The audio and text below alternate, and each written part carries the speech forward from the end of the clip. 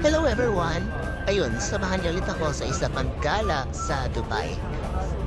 So, na-mention ko sa isang video ko previously na one of the things that I really appreciate is yung metro nila.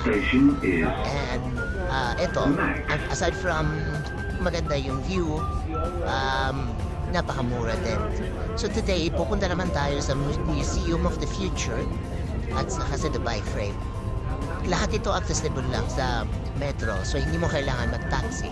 And ang kagandahan, itong dalawang building na to, itong dalawang structures na to, magkalapit lang. So, doon ka pababa sa may Museum of the Future, tapos pwede mo lang lakarin yung Dubai Frame. So, yun yung ginawa ko. And again, wala akong kasama. Ako lang mag-isang pumunta. And na-enjoy ko naman siya. So, tara, samahan niyo ako. And this is the Museum of the Future. During this time, dahil 2021 pa ito, dahil sa COVID, hindi pa to open. So, hindi ako nakapasok. I promised myself na babalikan ko yan para pumasok. Pero ngayon, sa labas lang muna tayo. Picture, tingnan yung amazing na art ng museum.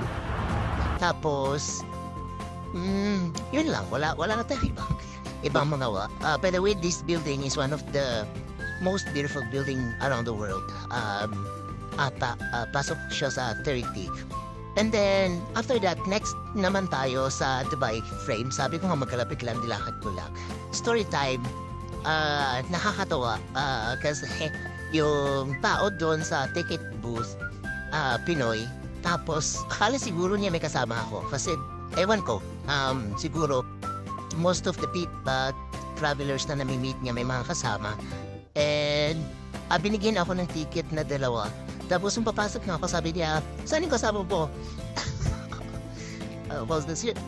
Sabi ko, ako lang po mag-isa. Sabi niya, ay balik mo yung isang ticket. Akala ko 2 kayo. Twisted, tapos 2 pa yung nabayaran ko. So yun, na-refund ko naman yung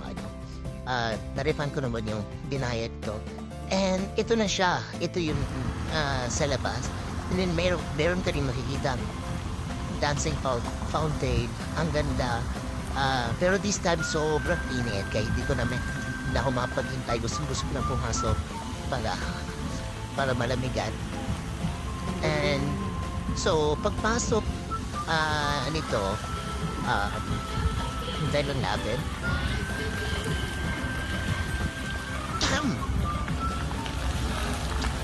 Yan.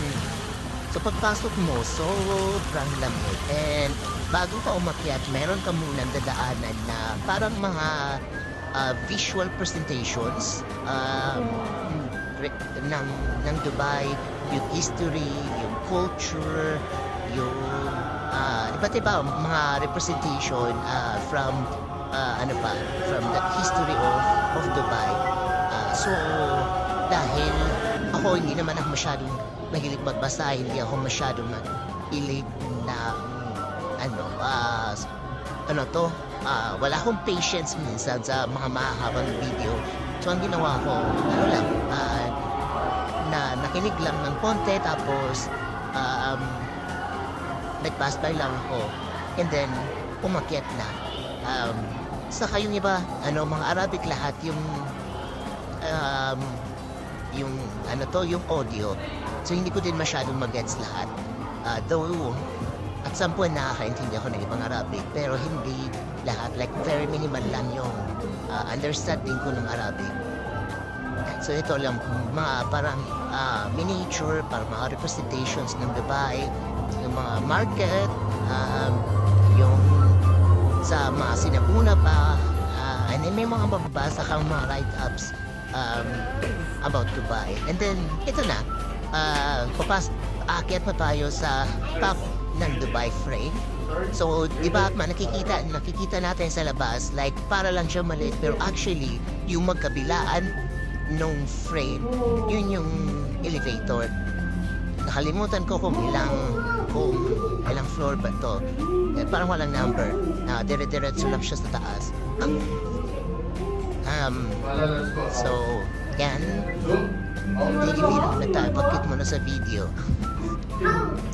Samsung pa ata yung gamit ko dito. Wala pa, hindi pa ako naka-iPhone nito. Naka-Android pa tayo nito. And, ayan, so pagpasok mo, may isang, pwede kang maglakad sa isang glass. So, kung mayroon kang fear of heights, hindi ka pwede maglakad dito. Like, malula ka talaga. Kasi kita mo talaga yun sa baba. Pero pwede naman siya, like, yun, may mga effect. Pwede naman minsan, hindi nakikita yun sa baba pag may effect. Pero yan yung kabuuan, nakikita niyo yung fountain doon sa baba. Yan yung kanina nakita sa start ng video. So ako, na-conquer ko naman yung fear ko, so pwede na. And then I stayed here for like, I think, about 30 or an hour. In-enjoy ko lang yung view, nag-take ng mga videos, pictures. Syempre, meron din ako magandang picture. Kahit mag-isa lang ako. Minsan nilalagay ko lang yung naka-timer lang. Pero bago ako bumaba, nakiusap ko sa isang guard para picturean ako. Para naman may maayos akong picture. So ito na yung kabuuan. Hindi siya masyadong malaki. Pero kita mo lahat. Like 360 degrees yung makikita mo lahat yung like malalapit na building. Tapos kita din Burj Khalifa, though hindi siya medyo sa malayuan na. Yan, may mga effect dyan. May mga activities na pwede kong gawin. Meron din, I think, telescope. Hindi ko lang na-try dahil maraming tao. Tapos COVID time pa niyan. So, umiiwas ako na may mga yung always hinahawakan na ibang tao. Hindi ko hinahawakan. So, lagi naman ako may alcohol. And, yan na. Ito lang yung pinaka-decent na picture na nakuha ko. Courtesy of the guard. And, pababa na tayo. Tapos pababa ulit. The same doon sa nakita kanina papasok na may continuation of the stories ng Dubai, like visual presentations about different events in Dubai. Ito. Dito, gusto ko sana mag-stay talaga dito. Kasi, ang ganda. Pero, naiinis ako dun sa dalawang yan na nakaharang talaga sa gitna. Sarap batuhin, no? Bitter lang. Anyway, another story time. Yung nakita yung dalawang yan,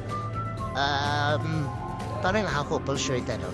Naging friend ko yung isa sa kanila after yan, taga Sri Lanka sila. Tapos, since nung nasa taas pala ako, akala ko parang kulit lang. Pero tingnan mo, ang dami kong pictures na nakikita siya sa likod, like photobomber, yung sinasadya talaga na nagpapapansin. Tapos hanggang sa, yun na, nag-hi siya sa akin. Sila dalawa actually. Tapos syempre nakipag-usap ako kasi napansin daw nila na ako lang mag-isa. Gusto nila akong picturean pero nahihiya din sila kasi hindi sila masyadong maka-English. And after that, nag-volunteer. Ayun na naman sila. And nag-volunteer ako ng kunan sila ng picture. And then, sabi niya, isend ko daw sa kanyang WhatsApp. Kung nakuha ko yung number niya after ko isend yung picture, nakipag-usap na siya. So naging friend kami. Until now, we're talking. So yun, see you sa next video.